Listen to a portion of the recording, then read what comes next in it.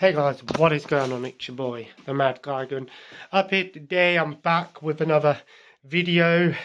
Just thought I'd do a little vlog update video.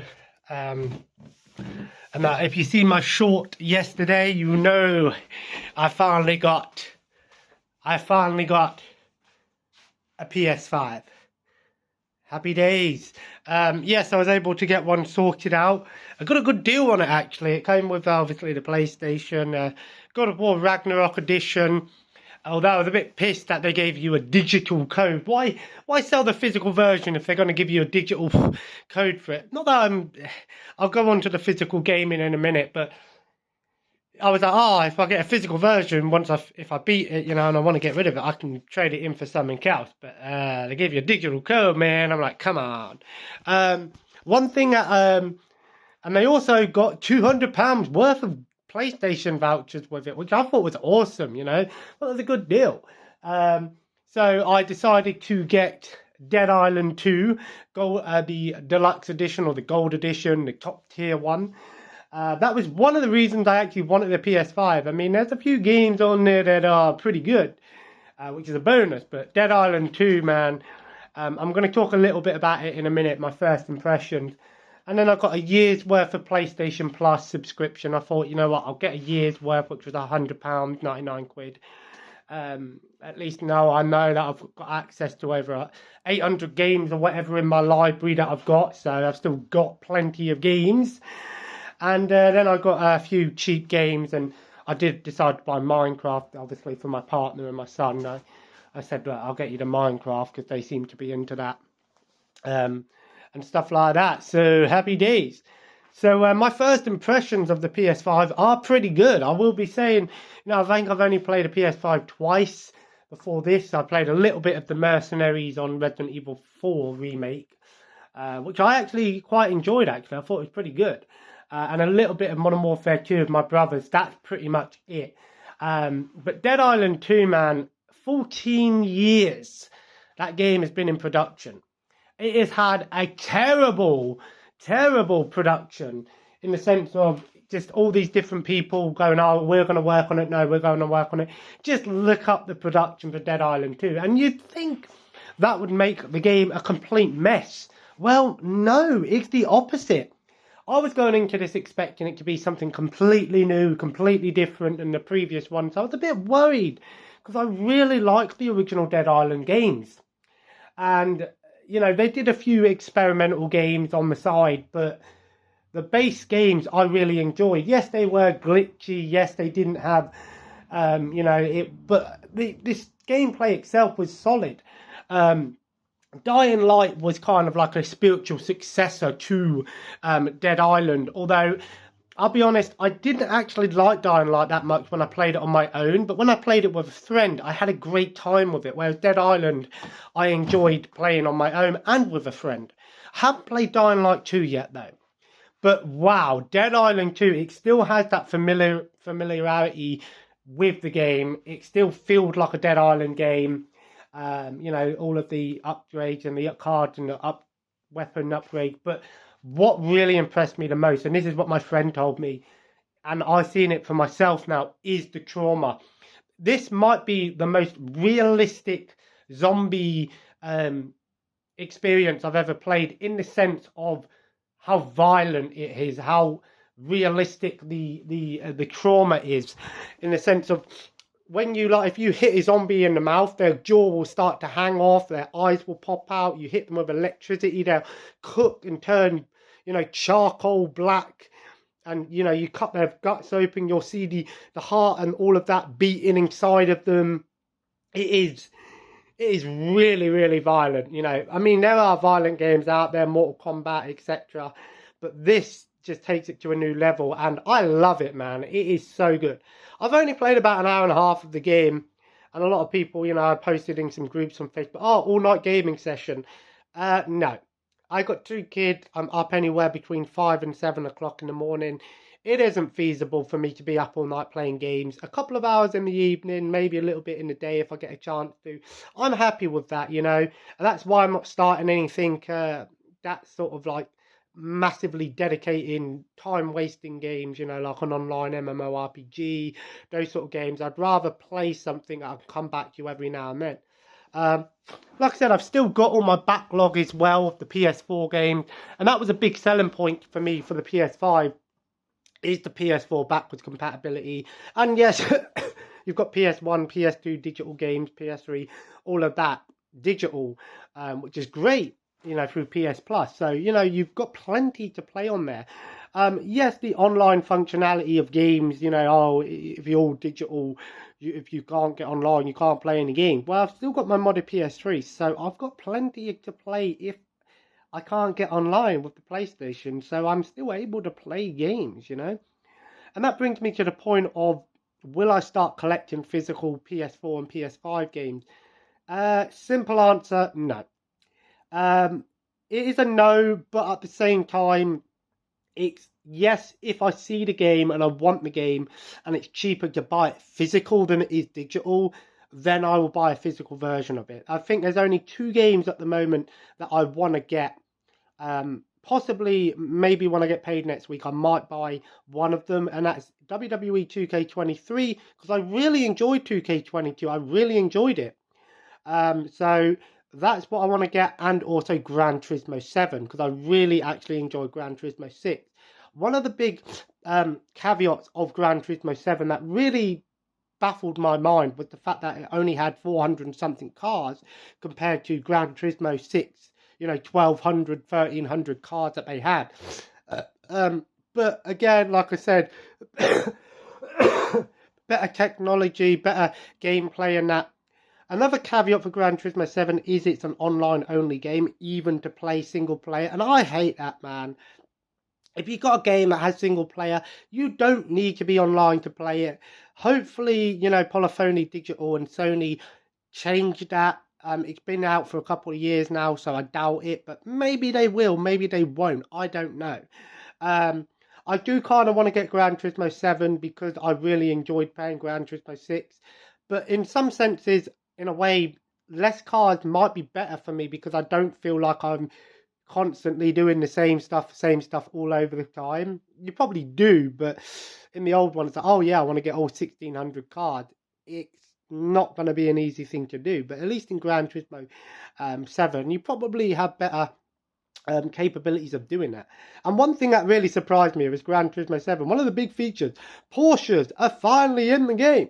Well, they were in previous games, but they were called RUFs, RUF cars, which were technically spec versions of Porsche cars, some of them, but they weren't actually called Porsche cars, which always baffled me. You know, you've got Ferrari licenses, Lamborghinis, Gondas, Bugatti, all of these other cars. Why was Porsche never in there? I'm not really a Porsche guy myself, so, but still, it's a nice addition, right? You know, there's a bunch of games on the PS5 that do look pretty good. Jedi Survivor does look pretty awesome, and a lot of people are like, "Why did you're a massive Star Wars fan? Why didn't you buy that instead of Dead Island?" The simple answer is because Dead Island has more replay value for me. When I played Jedi Fallen Order, I beat it. I didn't go back to it at all.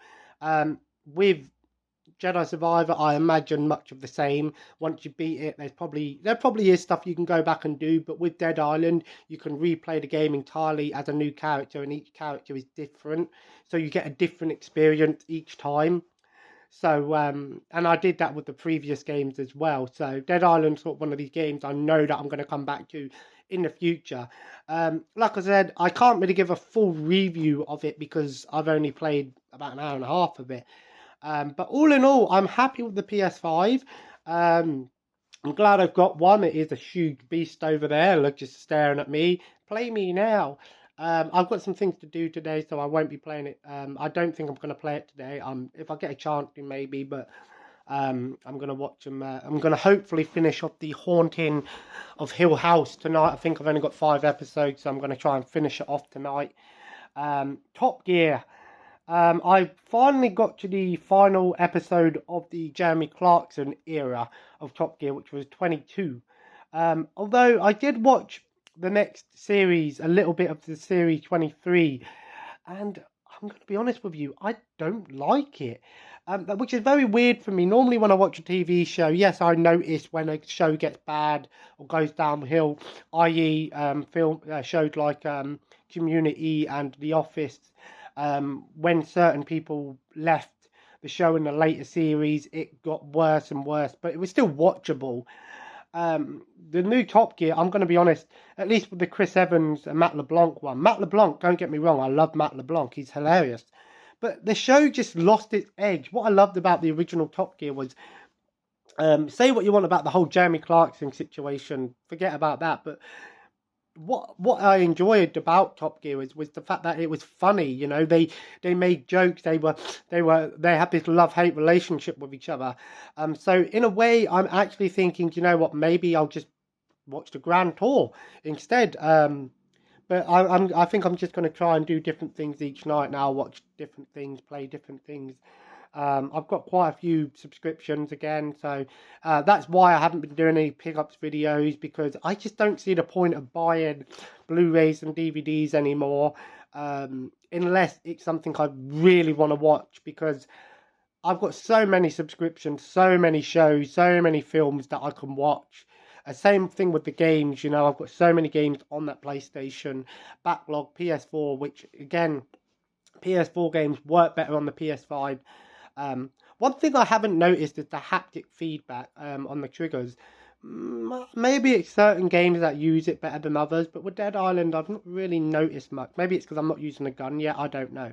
But all in all, you know, that's been what I've been watching and playing. So you know, yesterday was actually the first time I played a game since when I was at my dad's, actually. So it's been a long time since I've gamed. You know, I've got a lot of stuff going on, so that's why there haven't been any videos lately. Hopefully things are starting to change and get better, and stuff like that. We're working on things now. Things are moving forward slowly. There's still a lot of issues going on with my son and his school. So there is a lot of stress at home. Things we're working on, and stuff like that. So bear with me, guys. I will try to get back to doing regular programming. And now that I've got the PS5, we should hopefully get some more game reviews and gameplay video. Not gameplay video. Maybe I could do some streaming on the PS5 if you'd like me to record gameplay and upload it. Then feel free. There were cool little features on the PS5 that I thought was pretty cool. If you go into the main settings, you can actually set it up so all your PS5 games will have subtitles if you want subtitles, what difficulty settings you want. I thought that was a cool little touch. You can even set an anti-spoiler mode as well, which will give you a warning for spoilers when you're playing games and stuff, which is pretty cool, especially if you're you know, you're streaming stuff, you know, and you can warn people there will be a spoiler. So that's kind of cool little feature. I haven't really delved into all of the ins and outs of the PS5 yet. Like I said, I've only had a couple of, you know, I set it up because I had to go out yesterday. Luckily, it turned up. I was a bit worried about the delivery because it said you need photo ID. I didn't have any, but luckily they didn't need that, so I was happy with that. It turned up literally about half an hour before I had to go out, so I was lucky, but it's all set up, ready to play.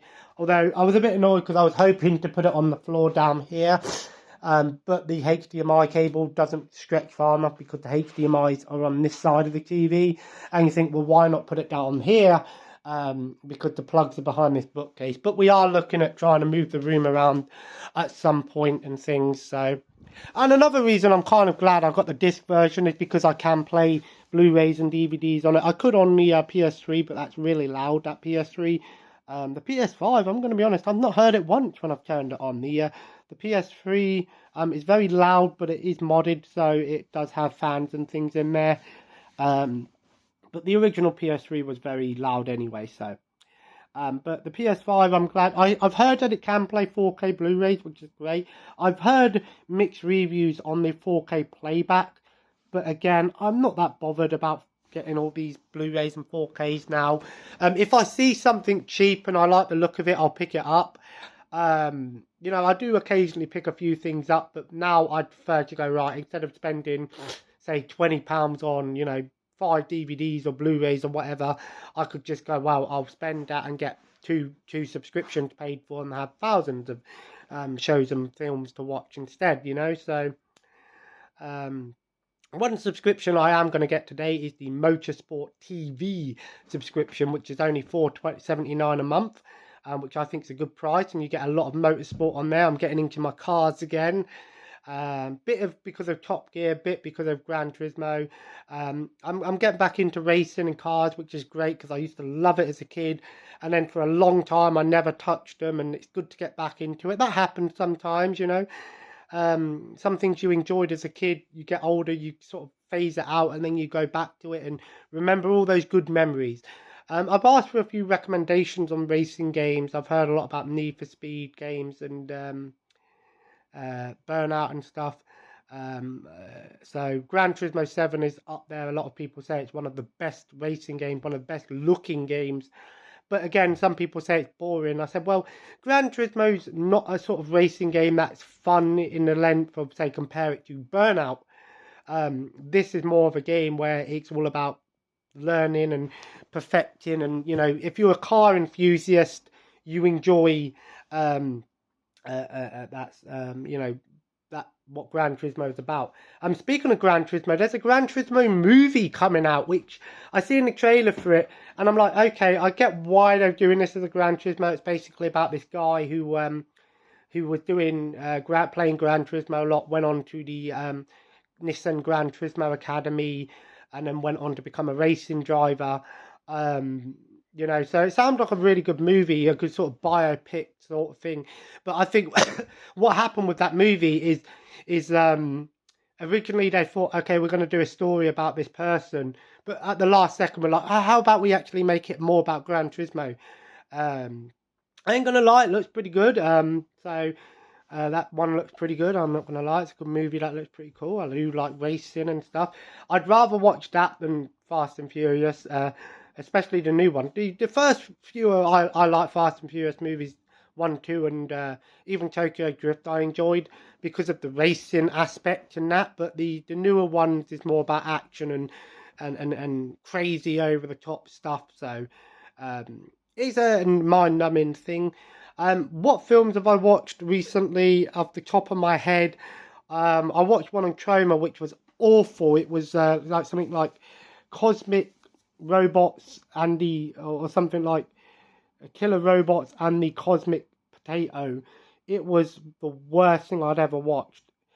It wasn't the worst thing I ever watched in terms of how boring and shitty and bad acting it was. It was just the CGI was terrible. It's like I was watching one of these weird videos my son watches on YouTube. It was so bad. I did watch what other films have I watched off the top of my head?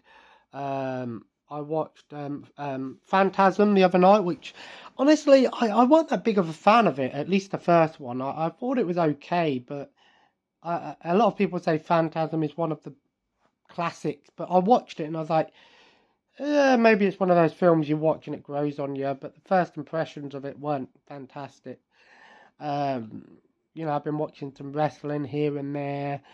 Mainly Top Gear. Like I said, I'm sort of moving on, and I watched The Haunted Hill House tonight, halfway through it, so hopefully I might be able to get it finished tonight, just because I'm thinking it's probably a good idea to finish it off, and that, so we can move on to something else, yeah. But all in all, guys, I just thought I'd do a little video. Happy with the PS5. That's the big massive update is the PS5. Good old fashioned cooler. Dead Island, loving it so far. I'm looking forward to playing more of it when I do. I'm in no rush to rush out and beat things. You know, I've got plenty of time. I've got a year's worth of PlayStation Plus. I own the game, so it ain't going nowhere. You know. But oh yeah, before I do go, I did actually have a little look and see up their PS5 games, like I said, just to get a bit of an idea of how much I'd be spending on some of them. And surprisingly, there was a lot of games under £20. I was really surprised. Gran Turismo 7 was still like 42 quid. I thought, fuck that, I ain't paying that. But a lot of them were under 25 quid. Even Call of Duty Modern Warfare, which I know it's a couple of years old, just over under a year old now, but that was only 35 quid. So let me know in the comments. Do you think I should start collecting for the PS5? I might start collecting for the PS5 and PS4 in the sense of getting games that I know I'm going to play, but at the same time, I don't really want to collect games because I know when I beat them, unless I'm going to replay them, I'll just get rid of them again. I don't know. What do you guys think? But anyway, if you enjoyed this update, feel free to leave a like. Let me know if you got a PS5. If you do want to check me out on PlayStation, just feel free to add me at the Mad Kyger. I do want to install Overwatch 2 on this, so that'll be my online game. I don't know yet. I might get back into Overwatch 2 at some point. And as always, guys, subscribe if you haven't already. Join me on Twitter and Instagram at the Mad Kyger yet again. And as always, have a nice day, and I'll see you guys in the next video, whenever that may be. Like I said, I don't want to say when videos are going to be done, and when they're not going to be done, I'll just do them when I can. And as always, guys, thanks for watching. Take care.